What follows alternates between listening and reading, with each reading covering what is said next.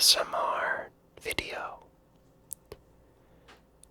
Today, we're going to be talking about Greek and Roman mythology.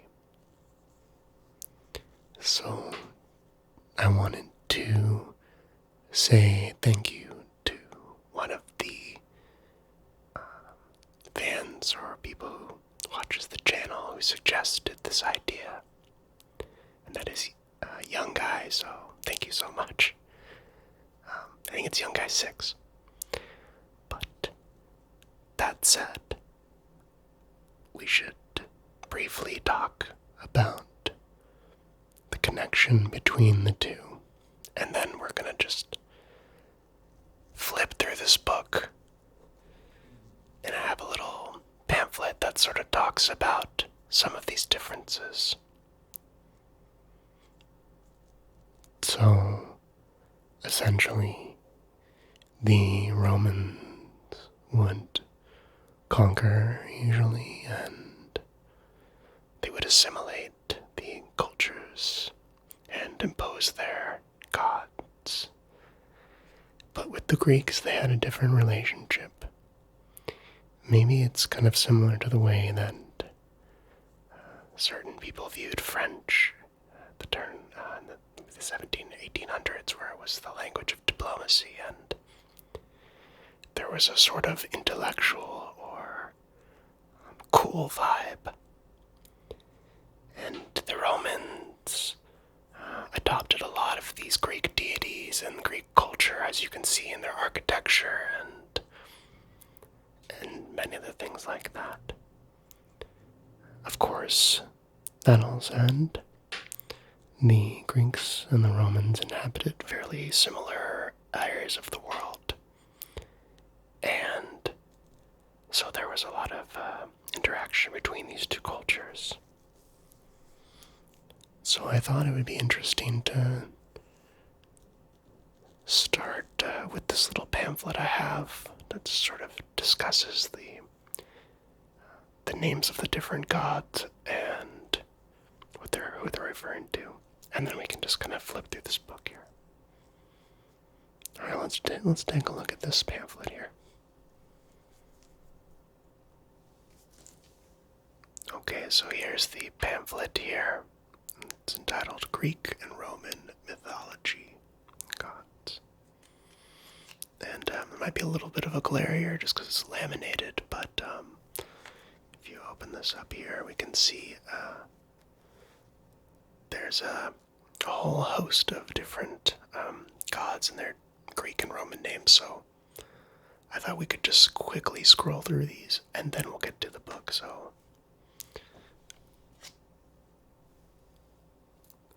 to begin with, we've got Aphrodite, which is this one here, Venus, who's the goddess of love. We have Apollo, also known as Phoebus, and I believe that's the god of the sun. It's the son of Zeus. We've got Aries, also known as Mars. So again, it's the Greek and then the Roman name. And this is the god of war, also son of Zeus and Hera. We have Artemis and Diana. So that's Apollo's twin sister. We have Athena, or also known as Minerva. And it's the goddess of wisdom. Cronus, also known as Saturn. We have Demeter and Ceres. Here, it's the goddess of fruitfulness and vegetation.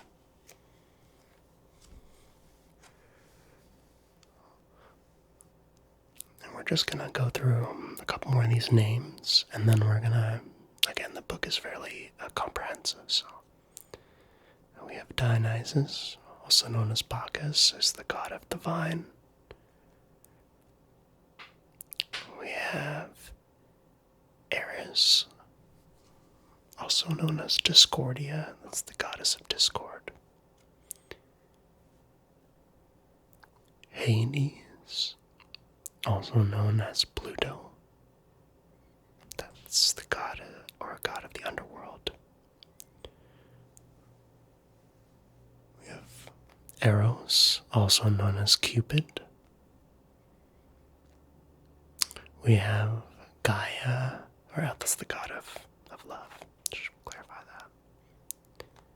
Gaia or Tellus, the earth goddess. We have Hephaestus, also known as Vulcan. And it's a little more complex. But I believe it's like the god of craftsmanship.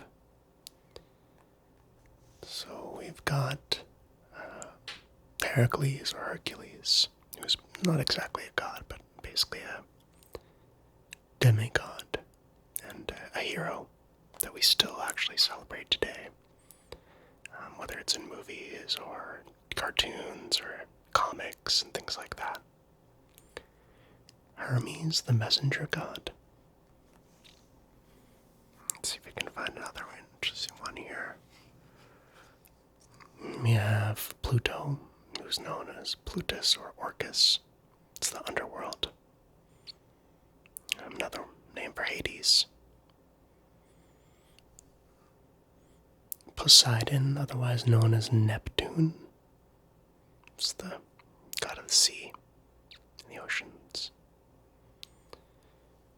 We have Zeus, the supreme god or the leader of all the gods, also known as Jupiter. Let's see if we have any other ones here. We have it looks like Teach, I think I'm mispronouncing that, but also known as Fortuna. And that's the god of good fortune, or goddess of good fortune, excuse me. So, that's one. I'm going to go ahead and put this over here, because I want to now explore this other just briefly. This is essentially a list of the mortals that are in Greek and Roman myths.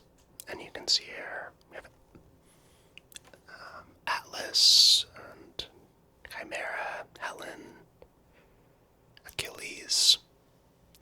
So there was a ton of shared mythology, not just gods, but also the Argonauts, different heroes, and mortals who also held a special place for both cultures. Okay, so now we're going to take a look at this book, Classical Mythology A to Z, an Encyclopedia of Gods Goddesses, Heroes, Heroines, Nymphs, Spirits, Monsters, and Places.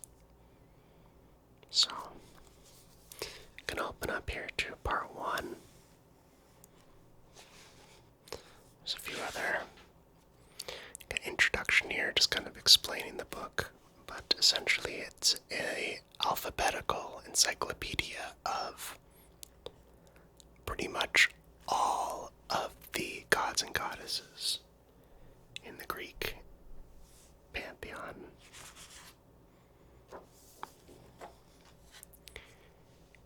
You can see here the principal gods, which is, you can see the beginning with chaos, Uranus, Gaia, Aphrodite, etc. And see Zeus and kind of just the connection here. We're going to focus a little bit more on just reading the list of these, because there is so many. And I think the history is a whole nother video itself.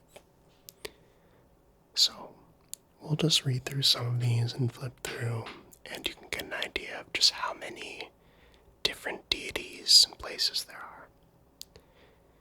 So we have Achilles, which is the god of most longest and the most voluminous in Greece. We have Adrastia, who was a nymph. Aegina, the nymph of Aegina, was a daughter of Asclepus. My pronunciation may not be as good as it should be with some of these Greek words. Aeolus, the Lord of the Winds, or it looks like he's a mortal favored by the gods and living on the island of Aeolia. Asclepius. So we know that actually from my other Roman video, but that's the god of healing, the Greek god Asclepius. Just an alternate spelling. Aglaia. I'm just going to skip through some Ados.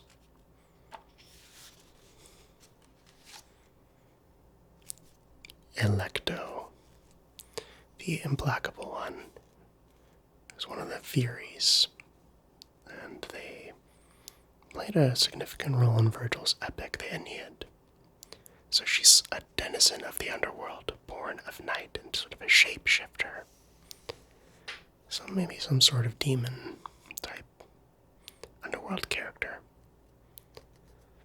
Alpheus. Ammon. It's the god, Greek iteration of Amun, the chief god of the Egyptians. So that's the god of the sun and creator. Fertility god. Amphitrite. Amphitrite. It's the sea goddess. We have Anteros. Aphrodite, as we said, the god, a Greek god of love, sexuality, and beauty. She's one of the 12 Olympian gods.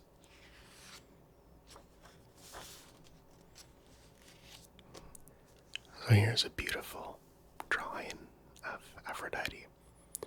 And again, Aphrodite, it's a very complicated story, but there's an association with fertility and also a lot of just discussion about Aphrodite's origin. And I think for this video, we're just going to flip through this here, but essentially, Aphrodite is one of the most important deities. So we have Apollo. Apollo is the Greek god of prophecy, healing, archery, music, and poetry. So he also became associated with or equated with the sun god Helios, and apparently he assumed that function. And Apollo is also one of the most important gods, and one of the 12 Greek Olympian gods, son of Zeus. So, we have Aquilo of Aries, who we mentioned before is the Greek god of war. Also, he is one of the most important Greek deities as well. Very commonly seen in a lot of different, whether it's in movies or TV. Arethusa is a nymph. Aristeas.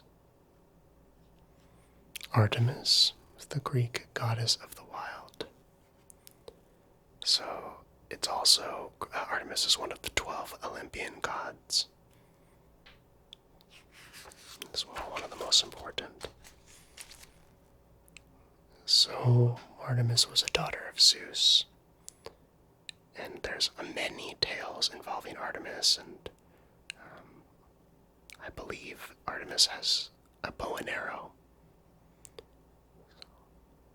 We have Asclepius, who we mentioned in our Roman video, who was associated with Galen, in the sense that the main city of, where the temple of Asclepius in the Roman times was in Pergamon, and that's where Galen actually studied I think there was some sort of group of medical professionals who worked in that temple, or priests or something of that nature, but that's where he learned a lot about that.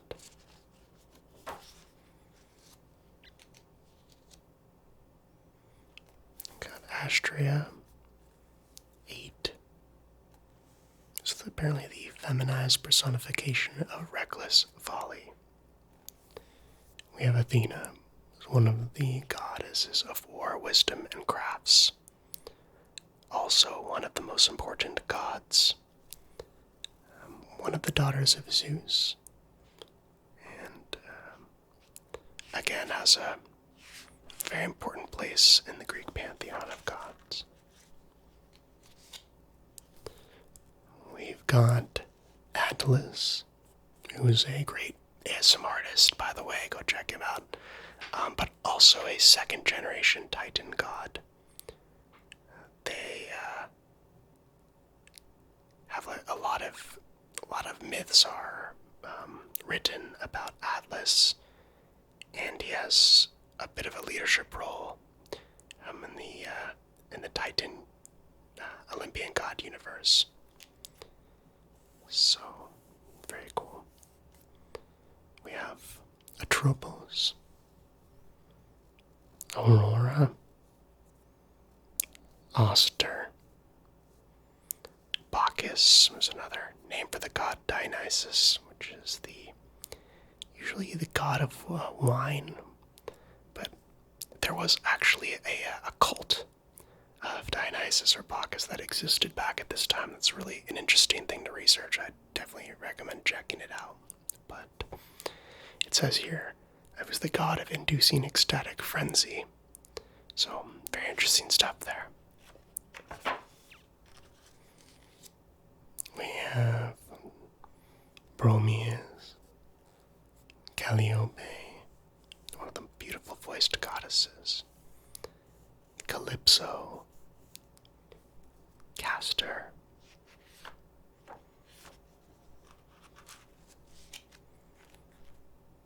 Chaos, Ceres, Charon, which is the ferryman of the dead,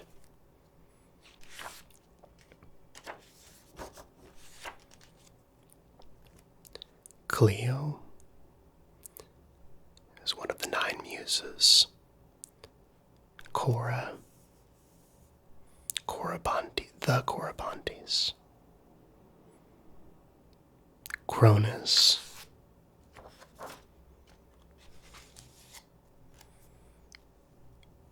Cupid, who is one of it's the Roman name for the Greek god of love, Eros.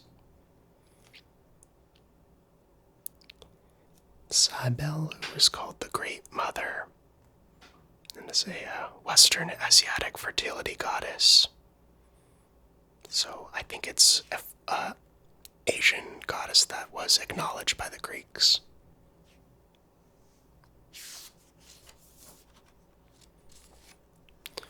We have Demeter, who is one of the Greek goddesses of grain, harvest, and agriculture.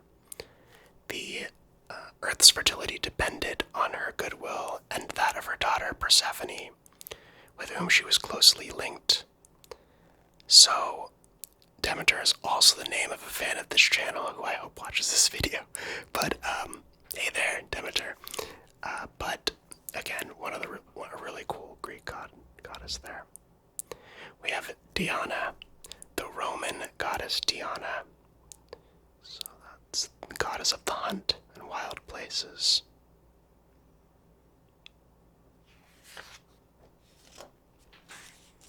We have Dionysus, called Bacchus, who again is the god of wine.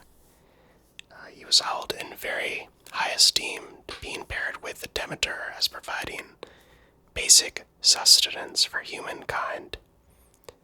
So, although he was known as just the god of wine, he was known for a ton of other things, like god of liquids from plants, like we have or animals, wine, milk, honey, and essentially he was kind of a mix of various, and as we said earlier, there was sort of a very sensual and exotic feel with Dionysus, in the sense that there was cults surrounding him, and is a very complicated figure in Greek mythology. We have the Dryads, Echo,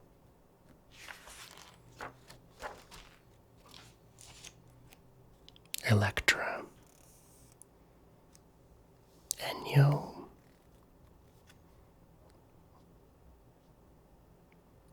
Eos. It's the goddess of the dawn. Eros, who was also known as Cupid, and Amor to the Romans.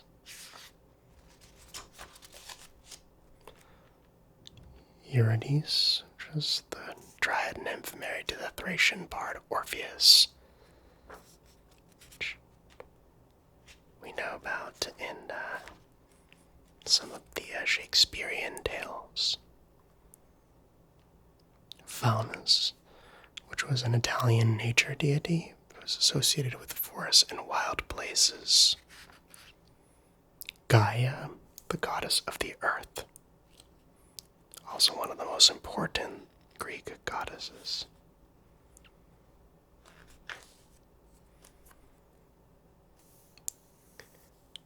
The Graces, Gemini.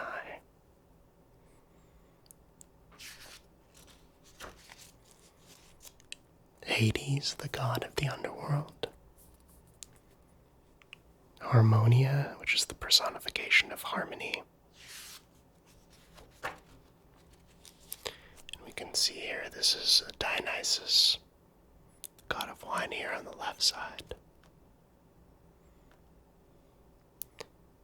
The Harpies, whose name means snatchers.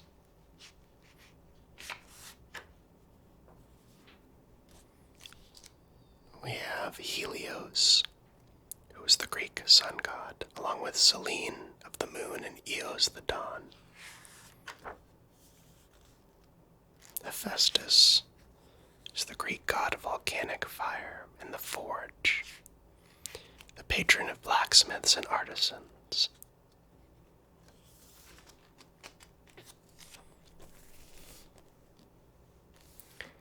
We have Hera, who was the queen of the gods and wife of Zeus, their king. Hera, along with Zeus, Poseidon, Hades, Hestia, and Demeter, was a child of the primeval Titan gods Cronus and Rhea. And essentially Hera's one of the most, if not the most important goddess in the pantheon of goddesses and gods. So, again, it was the partner of Zeus, and Zeus being the top god, doesn't get much higher than that. We have Hermes, the messenger god. Again, delivered messages between heaven and earth, and gods to humans. It's a very archaic and old god, apparently known circa 3000 to 1150 BC. Hesper. Over here.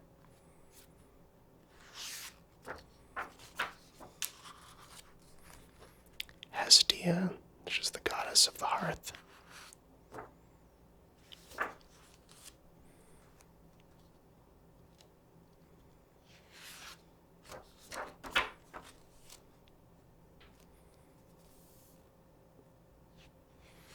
Juno was the queen of the gods, consort of Jupiter and daughter of Saturn. This is associated with the Greek goddess Hera.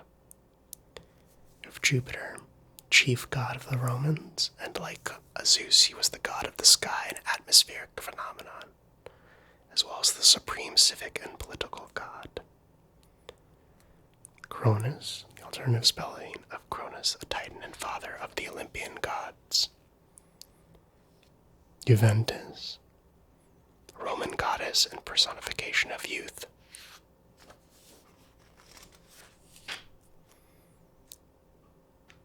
Leto, the mother of Apollo and Artemis, a second-generation Titan. Lucifer is the personification of the morning star. It's very interesting that it took the name of the devil later on, but it has origins back in those days.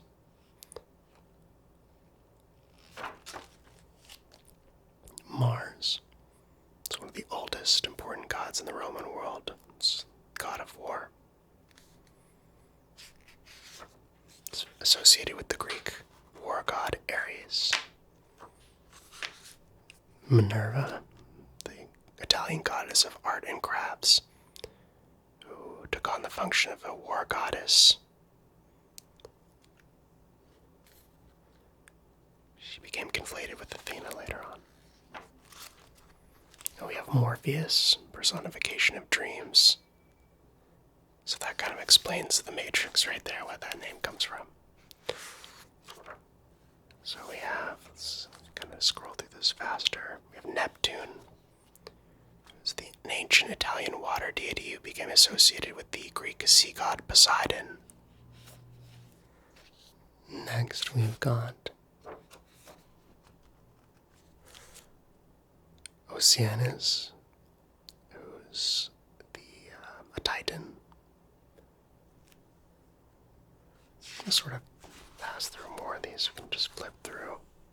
I saw an important one here. Prometheus, who was a second-generation Titan god. But he was, and sibling to Atlas, but he was the one who tried to help humanity. And he was essentially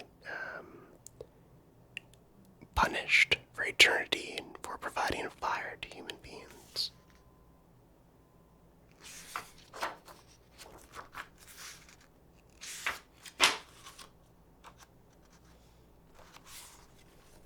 Let's go see if we can see some of these drawings here, because they're quite beautiful. Okay, so I just wanted to kind of flip through some of these here. You can kind of see that there's just literally so many different deities that this video would have to be 2 hours, 3 hours long to get through all of them, if maybe more than that, but we've talked about some of the main ones here, and the different names. You can see they all have different names there. Let's see if we can find another piece of art. I think I saw a really cool drawing of the sirens here. There's actually one I really like there. We have the Medusa, who is the one of the Gorgon sisters, and anyone who's to look at Medusa, they would turn to stone. It's very interesting. So, I think that's pretty much gonna do it. I don't want to give away too much of this book. Here's one more drawing just to carry us away here. But this is the Parthenon. This is the Greek temple dedicated to the goddess Athena. So the Parthenon still exists to this day on the Acropolis, but I believe it was maybe sometime in recent times, the Ottomans, I believe there was they were storing arms there, or weapons, and there was an explosion, so I don't think that it's quite the same that it once was, but it's still standing. So here we have all the glossary of ancient sources. And I think that's pretty much it. I'm just trying to see if there's any other drawings here for you to look at, but I think that's going to be pretty much it. So that will do it for us today with this book, The Classical Mythology A to Z, an Encyclopedia of Gods, Goddesses, Heroes, Heroines, Nymphs, Spirits, and Monsters, and Places by Neptune. And of course these pamphlets here, which we looked at earlier. But anyway, I will be back sometime soon with another video, and I hope that you enjoyed this one. And I hope that you have a really great night